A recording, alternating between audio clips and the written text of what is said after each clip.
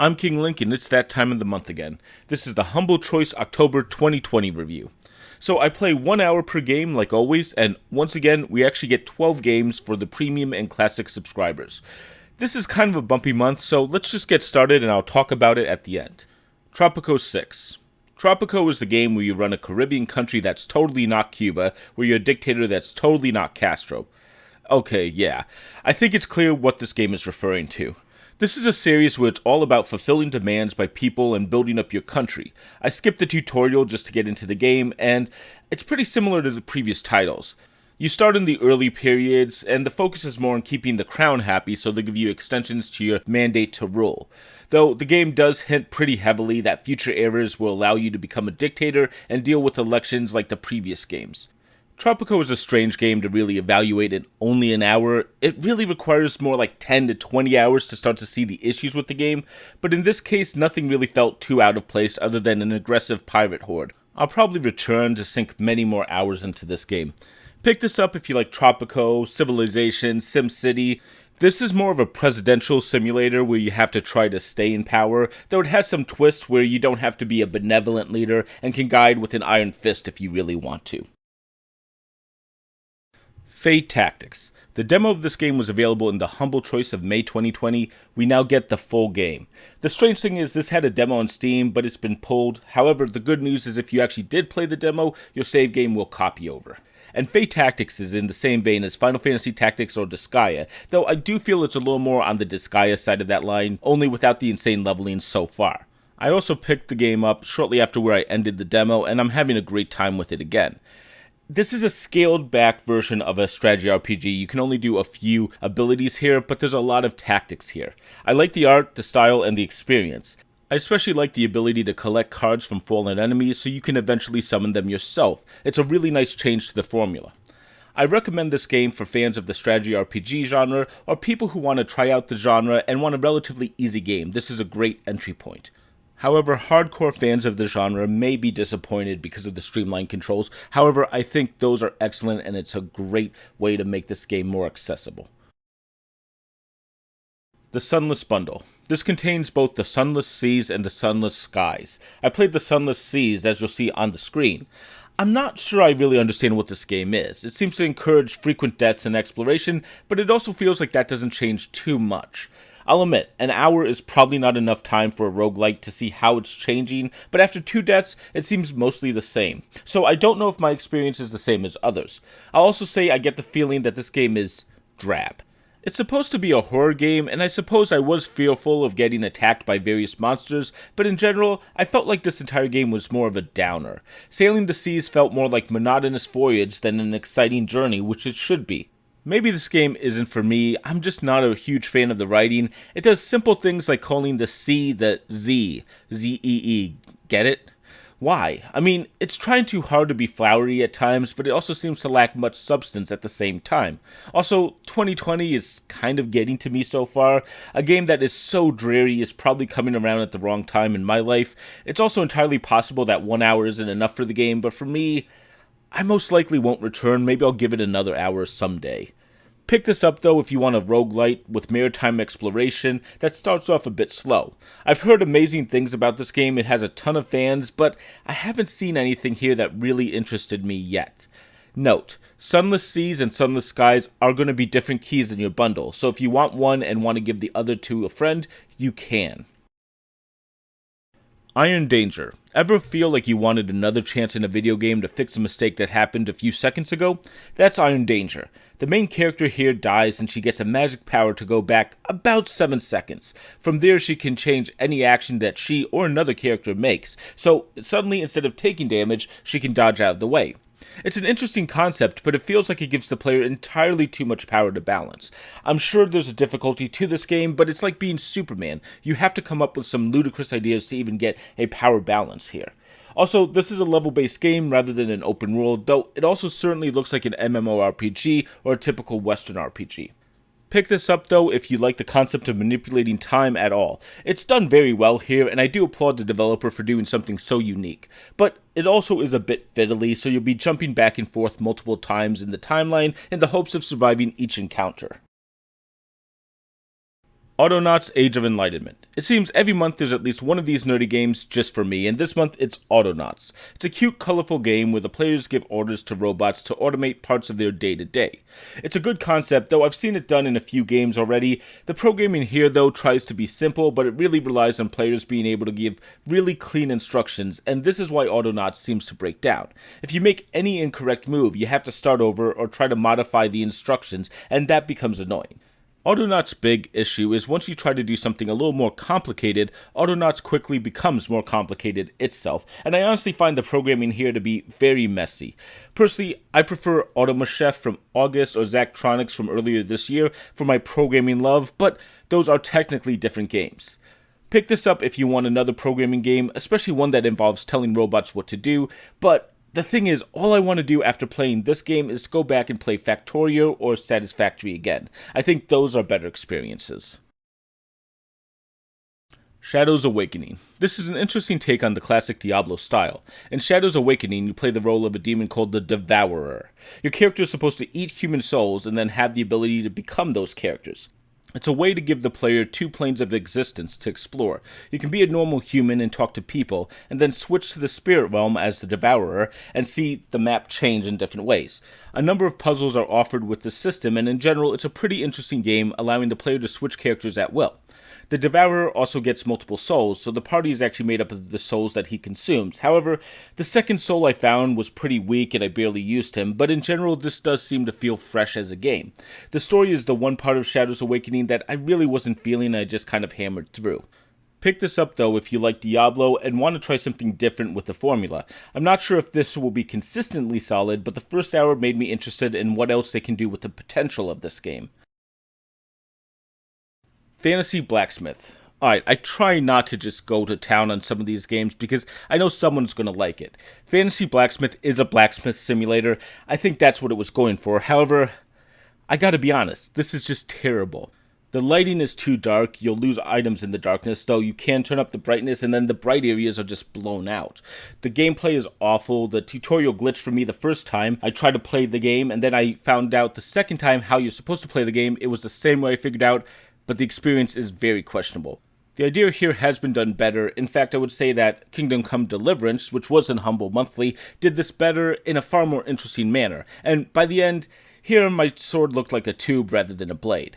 And listen, I don't want to just go to town on a game every month, but this could be the worst game I've ever played. It's just horrible. It's been out a year, there's really no reason for the state of this game, and I get it. This is an indie game, they didn't know how to make something better. But here's the problem.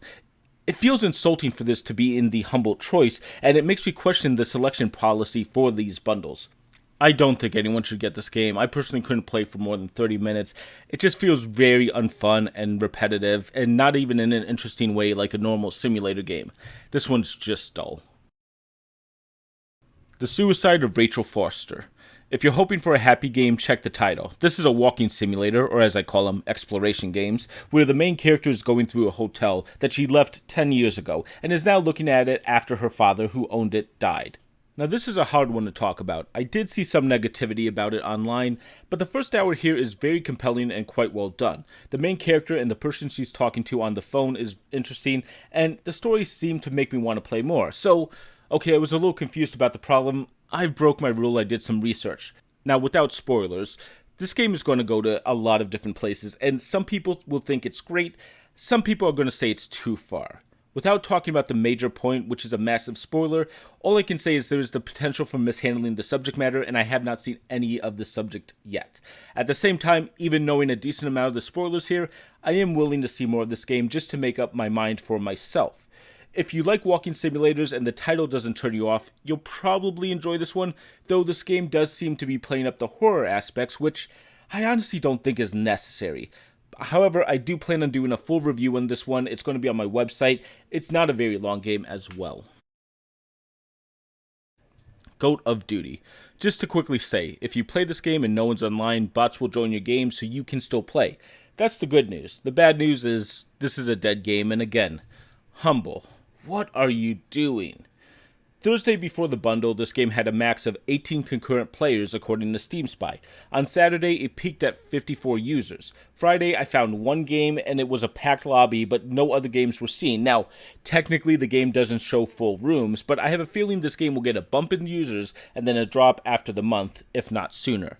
Now, Code of Duty was free at one point. There's 1 or 200,000 copies out there according to Steam Spy, but listen, this is a dead multiplayer game, and again, Humble really needs to stop putting dead games out there. Call of Duty Black Ops 4 was dying.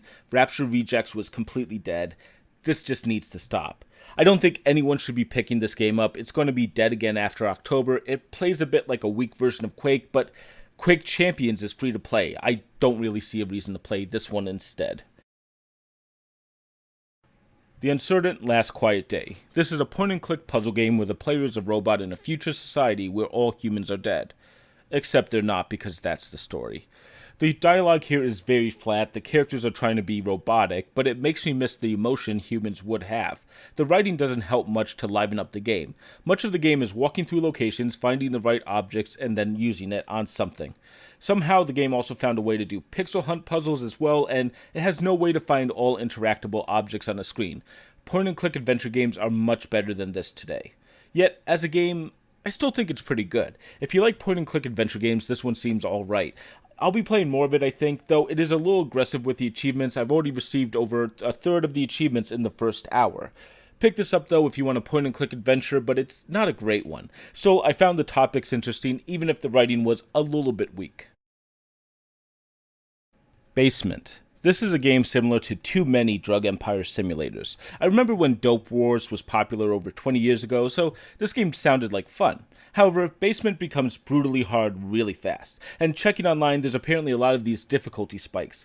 The second level drops the facade and you have to really manage money quite a bit. And it's a shame because as a concept, a drug selling simulator can be fun, but Basement seems more challenging than interesting. It doesn't help that there's a number of swears in the game, and while swears can be funny or interesting or help build a story, this just feels like it's trying to be edgy, such as saying fuck in the tutorial or asshole a lot. And of course they use the N-word, though they drop the ER for an A. Maybe it's common in Belarus where this comes from, but these are 3 white guys from there. I feel I have to at least bring that up. So pick this up if you want a very hard drug simulator. Now, I found the swearing to be more eye-rolling than anything, but if you will be offended by the swearing, skip this one. Lightmatter. Wow, this is actually great. This is a game focused on light and deadly shadows. No, not Thief. If you step in the shadows, you'll die, but you'll be fine if you walk in the light. So let's keep this brief. The game is trying to be Portal, and oddly enough, I think it kind of succeeds. The levels are very well designed, the writing is engaging, the main character who talks to you has that sarcastic style that is similar to GLaDOS, but completely different as well. I'd say it's very easy to imitate a popular game like Portal, but I've seen at least 4 games try to pull off the style, most recently Mag Runner, and all fell far short. Lightmatter had me interested in the first 20 minutes, and I've seen a few very smart puzzles in the first hour. I'll probably finish off this game this month. Really good job, Tunnel Vision Games. You deserve a lot of praise for this one. Pick this up if you're a fan of very solid puzzle games or great writing. Portal fans really should check this one out in some format, though there is a free trial if you're unsure. That's what we have for the choices this month. We also have 2 bonus games rather than a game and a demo. Starting with the full game Syzygy, I think that's how it's pronounced. This is a puzzle game where you can change the shape of the world. It's completely played with the mouse and you can move around the world or reform it. Now there are many puzzles here, but most of the puzzles feel like guessing rather than a really rewarding experience for getting something right. After playing for 15 minutes, I stopped. I just wasn't having a great time. I can understand the concept and there's something very interesting about it, but the gameplay here doesn't feel that entertaining. I normally won't recommend a bundle based on the bonus game, and I won't be changing that policy today. This just felt odd and strange. I feel like I've been down on a number of games this month. I kind of have been wondering if maybe I don't like gaming anymore. But wait. Fate of Kai is the second bonus game, and it is wonderful. This is a beautifully drawn comic where the player can use words and thought bubbles to change the story and experience a huge drama. The art here is very good, the story is interesting, and there are a few different pieces of the game all doing something unique. I really like the concept, and somehow, even with a simple system like this, there's a few interesting moments. However, I did finish this game in under an hour. It's very short, but if you do pick up the bundle on any level, I really recommend you check out Fate of Kai. It is a perfect add-on. I'm going to be letting it play in the background while I take Humble to task, but none of this criticism belongs in Fate of Kai. It is a great game. So that's what's in this month's Humble choice, and to be honest, it's not good. Let's go over a few pieces I feel need to be said. Starting off, I want to call out Goat of Duty again. This is a dead game. It's not a hidden gem. This shouldn't be in the bundle. At the same time, Fantasy Blacksmith as well, I don't even have a clue why that game is here. Neither of these games really should have been in the bundle, and it should have been removed as they were selecting games. And speaking of Goat of Duty, that was actually free on Steam, as was the Uncertain Last Quiet Day. Honestly, if games were given away elsewhere, I really hate to see them here. And speaking of free games, Autonauts and Lightmatter were free previously from Prime. I personally grab all those games because free games, I'm already a Prime member. So 4 of these games were free previously. I think that's really bad. And Autonauts was actually free last month on Prime. According to Is There Any Deal, I'll pop it up here, 7 of these games have been bundled before. Not necessarily through Humble, but that's over half. What's going on here? And then there's Tropico 6, which probably should have been in the Tropico bundle from last month. Also, the fact that we got Fae Tactics here is probably a bad decision on Humble's part. It feels that other demos will probably come to Humble Choice before long. Personally, I wanted Cardo. If I wait long enough, do I get it as part of a Humble Choice bundle? Maybe. And I think there's, of course, a discussion of quality that people can have, but this month really didn't impress me. Usually I can find one game that makes me super excited, and while Tropico probably will be good enough, I don't think it's enough. Alright, so with that said, we're going to do 3 of the worst. I think you know most of them, and 5 of the best, which, I'll tell you, was a struggle this month. The third weakest of this month was Basement. This game just isn't that fun. Now, like I said, the subject matter has been done better in a number of other games, Dope Wars and such. Drug dealing simulators work.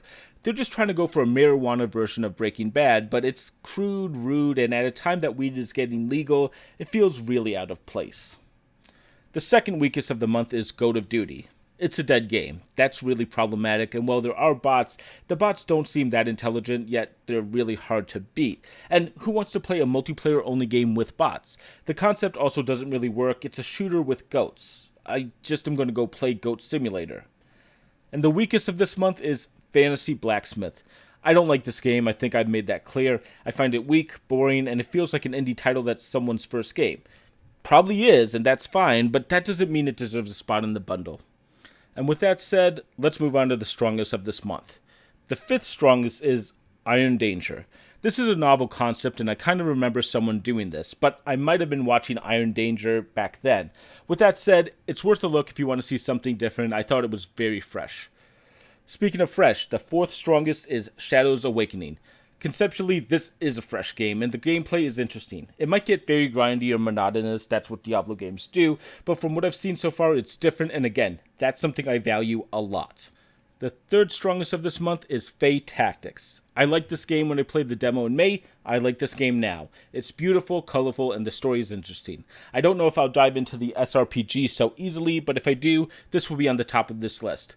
Though I wish there was a few more achievements, there's only like 10. The 2nd strongest of the month is Lightmatter.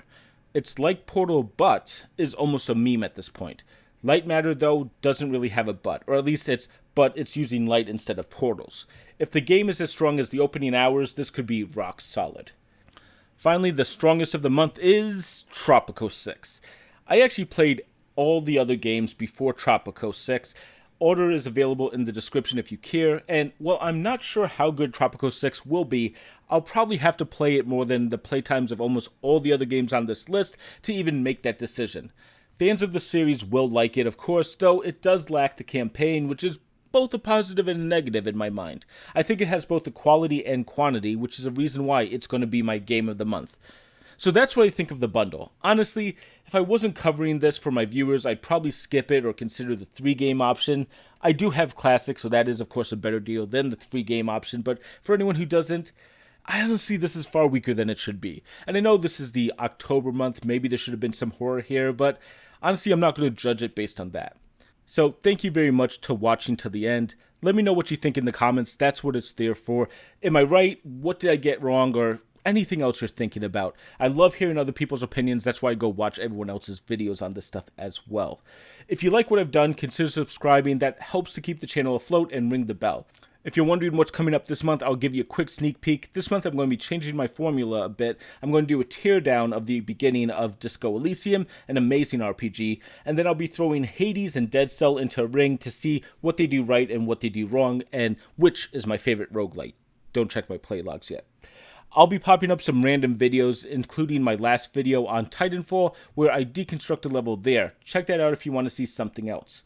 Until then, I'm King Link, and thanks for watching.